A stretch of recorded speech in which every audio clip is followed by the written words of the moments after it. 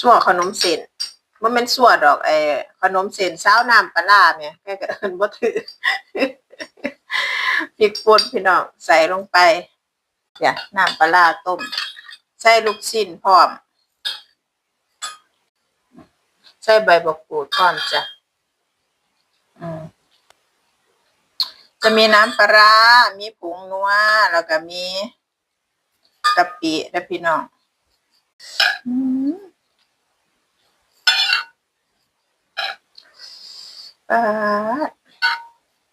คักถั่วใส่ลงไปมีกะหล่ำลวกมากินผักถั่วแล้วก็มีต้นหอมพร้อมได้นี่จ้ะเนี่ยสีถั่วกับสีต้นหอมเขียวคือกัน